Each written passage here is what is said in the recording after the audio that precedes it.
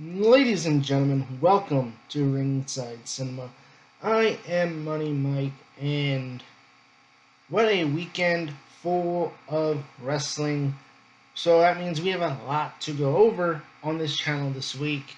So go ahead, hit that like and subscribe button, as I do produce weekly wrestling content here on this channel. And tomorrow I will be discussing AEW All In and what is next for Hangman Adam Page as the AEW World Champion.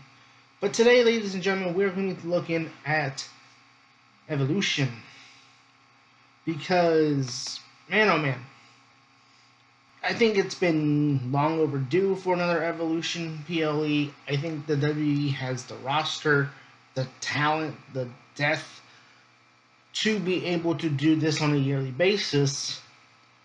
And yeah, Triple H can't commit to it, obviously, because, probably beyond what we know of Royal Rumble, WrestleMania, and SummerSlam being in Minnesota next year, they probably don't know where the rest of their PLEs are going to take place, what PLEs they are going to do, and so forth. So, obviously, Triple H can't commit to saying that it's going to be a yearly PLE right now, but obviously, I think it should obviously be a yearly PLE. And if you go by that crowd, oh my gosh. Here's the thing. I'll talk about the crowd a little bit more when I talk about Charlotte in the tag team match, but it's one of those things where that crowd was hot all night. I mean, when Stephanie McMahon came out at the beginning of the show, she got cheered. Or I think this was the pre-show or the beginning. I can't remember. But when she came out, when Joe Tessitore introduced her, she came out. She got a huge pop. All the legends that were in the audience got a huge reaction. The crowd popped for everyone in the matches. It didn't matter heel, babyface. They cheered for everyone. And it was obvious that the crowd was into the match, into the show itself. There was always these reports that the ticket sales weren't doing as good. Oh, this is going to be a bad look. All this other stuff. And it was like, nah. It was a complete sellout there in Atlanta, which is surprising given the weekend that it fell on, and not because of it being on the weekend of All In, but because there was a Beyonce concert right across the street at the Falcon Stadium, taking place at the same time as the All Women's PLE. But I guess Netflix couldn't get Beyonce to come over to be in the audience for the show. I don't know, but the point here is that it should be a yearly PLE. And man, oh man, the crowd loved it.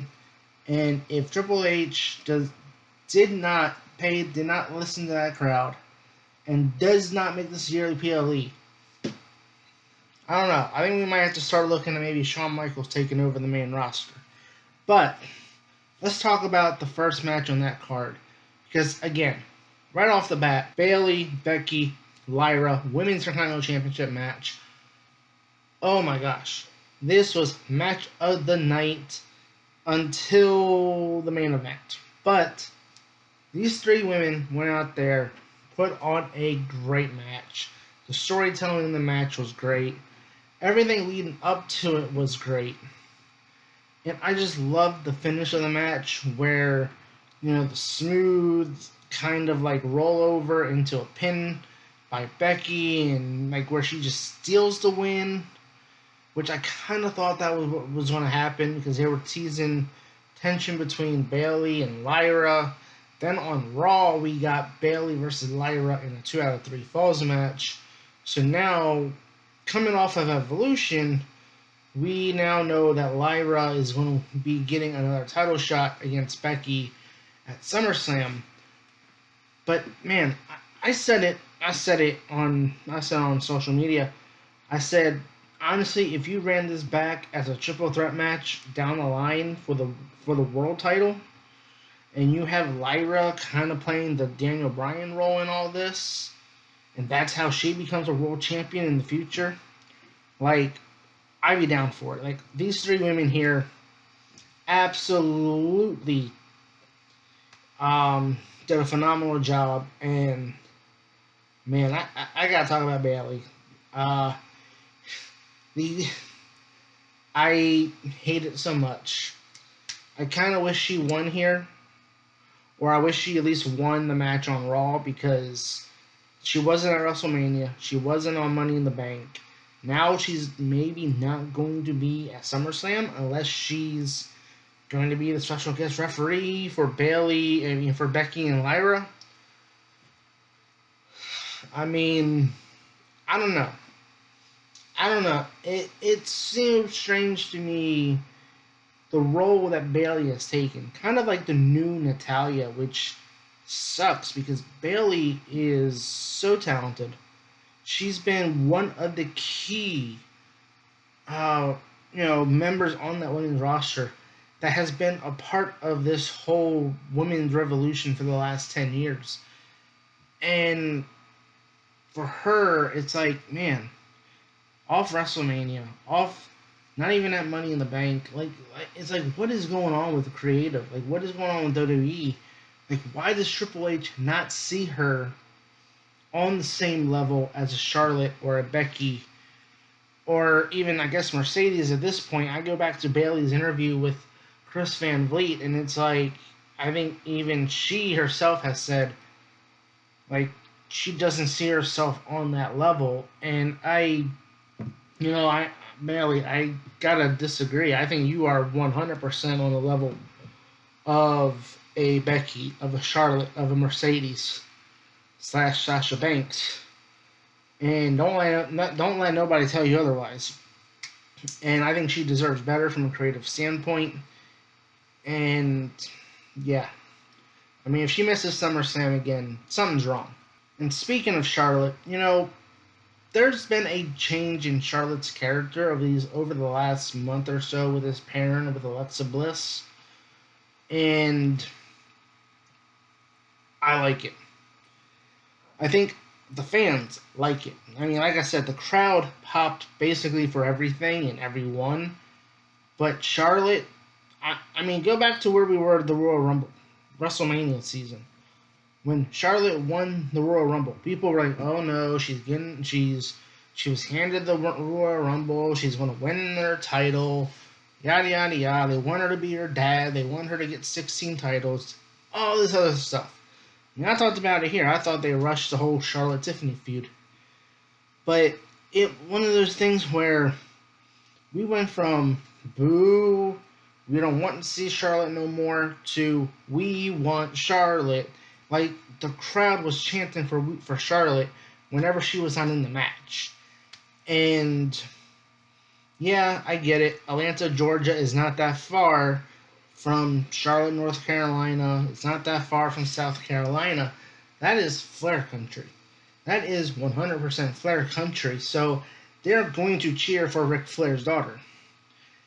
And so, yeah, Charlotte's going to get cheered. But it's not even that. Like, I feel like there's a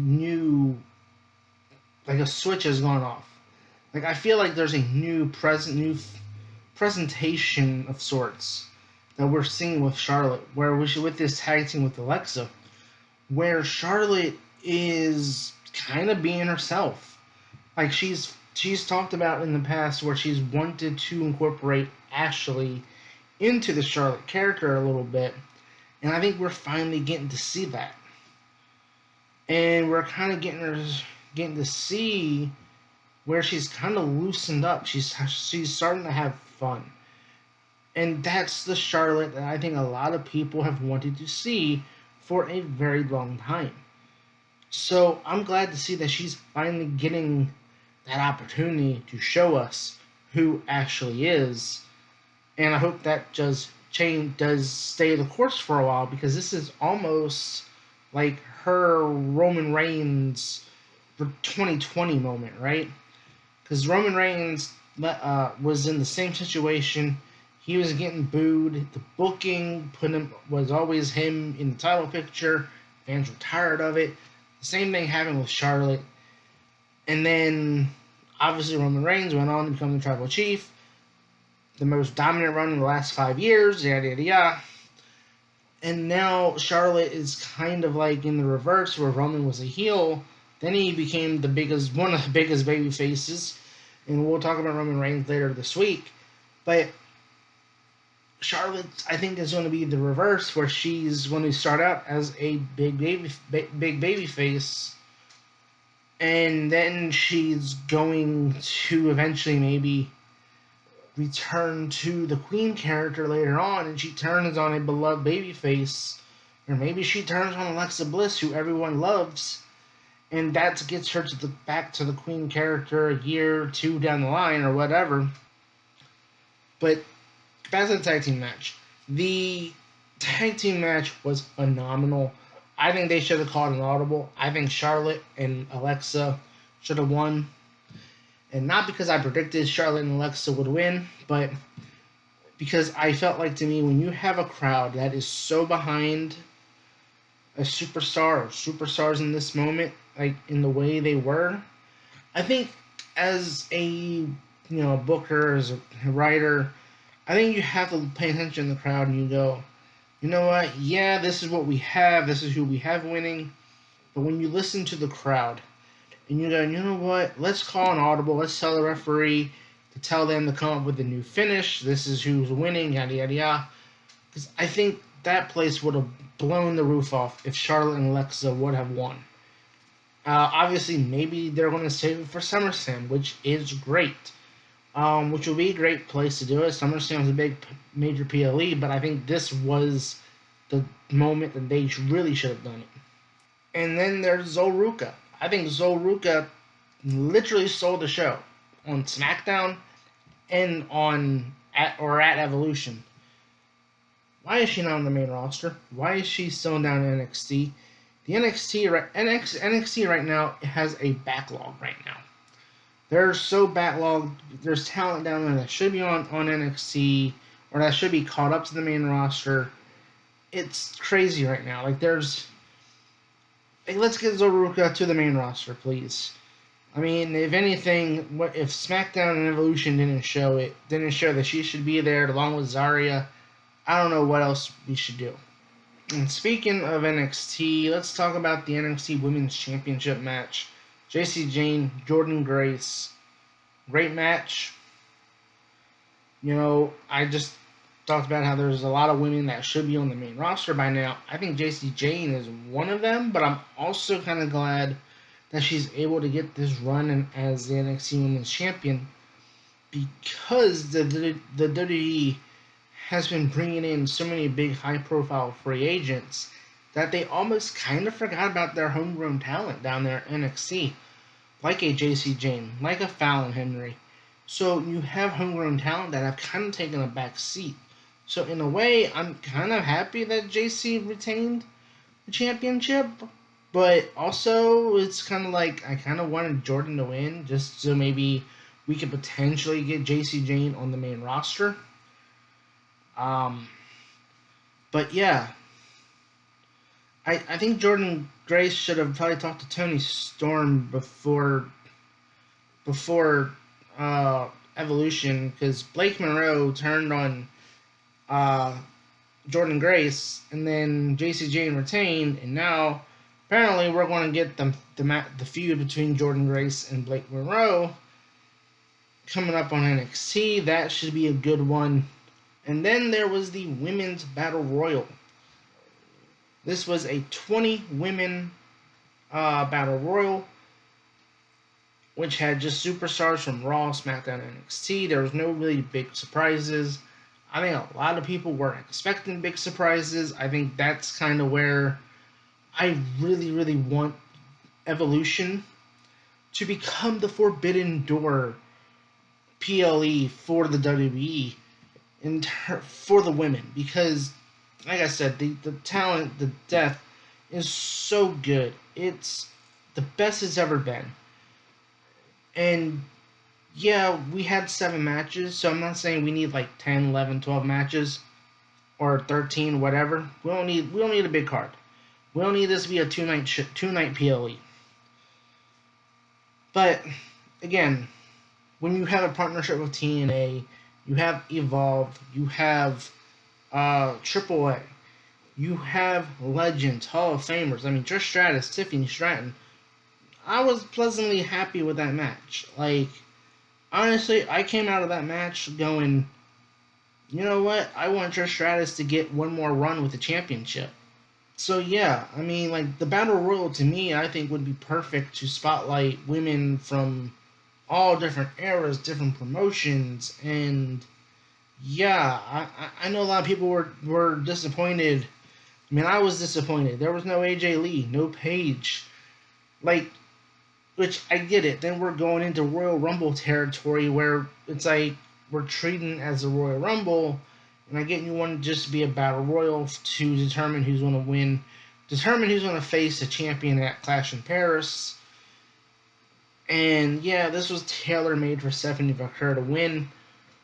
But again, just the lack of surprises to me, like the fact that it was built up that we might have some surprises in there, but then we ended up not having surprises, and okay. But yeah, I think that would have been. I think this would be a good way going forward, just in general. Treat this as the forbidden door of women's wrestling. Let's get the TNA knockouts, Evolve, AAA, whatever. Maybe if the pettiness of WWE can stop with AEW, maybe eventually we can get WWE and AEW to work together. But again, yeah. But again, this was all set up for Stephanie to win. Lash Legend looked amazing in that match. She made it to the final 2. It's clear they had big plans for her. She's another one. I wish they would have just caught up to the main roster sooner.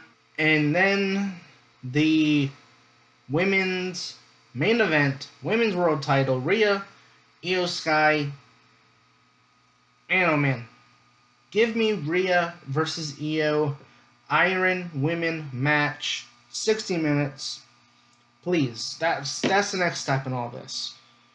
Rhea Iyo put on one of the best women matches um, of all time in that main event, and you know it made you forget for a second of, oh no, Rhea's gonna win, she's gonna get another title, because there was that sentiment going into that match where, oh no, Rhea's. It was the same. Like I think Rhea was getting to that point of Charlotte Flair, where with her booking was going to start to cause the fans to turn on her, and so it was like, oh no, Rhea. Rhea's gonna take the title off of Iyo, and they got the show in Perth, so they want her to be the champion going into that show, yada yada yada. But then, Swerve. Ladies and gentlemen, not Swerve Strickland. Swerve. Naomi cashes in to win the world title. To steal the women's world title from Rhea and Iyo. Right from under her.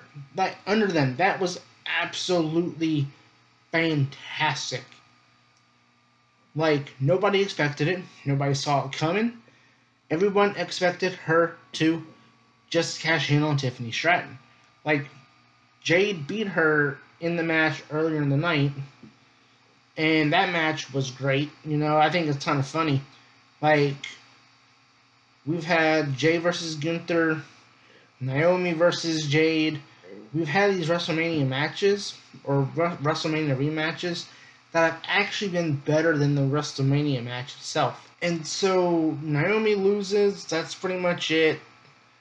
We didn't really get to see anything in that match where Bianca was kind of teasing a feud with Naomi, teasing a feud with Jade.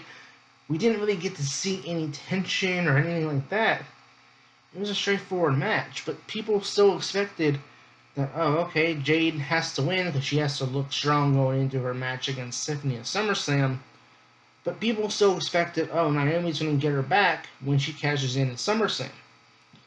Naomi cashed in on Iyo and Rhea, and she just took the women's world title. And honestly, this has been needed for so long. The Raw women's roster, I mean, that needed to be shaken up. I mean, you go back last year, it was Rhea Liv, Rhea Liv, Rhea Liv. That was it.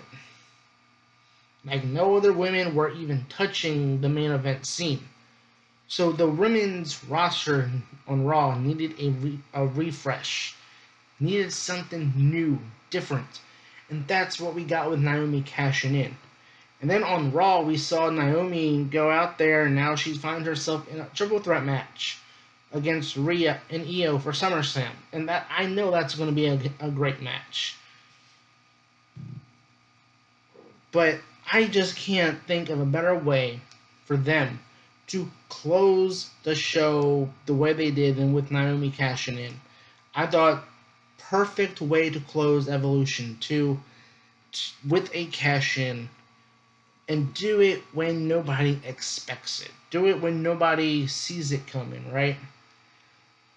And outside of like something like them doing a CM Punk, like when we got CM Punk returning a Survivor Series a couple years ago, and the show ended, we got the end credits, and then all of a sudden, Cult of Personality played, CM Punk came out at the end of the show.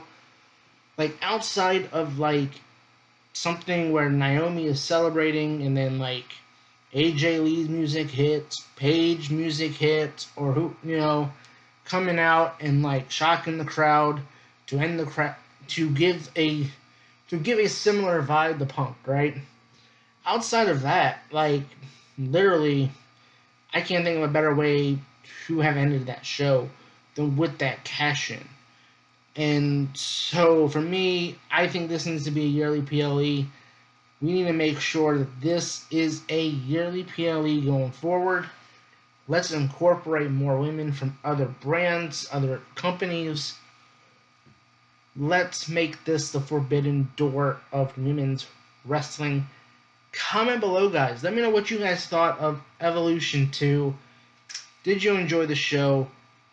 And do you want to see this as a yearly PLE? Leave your comments below. And again, tomorrow, AEW All In. What's next for Hangman Adam Page? I've been your host, Money Mike, and you've been watching Ringside Cinema.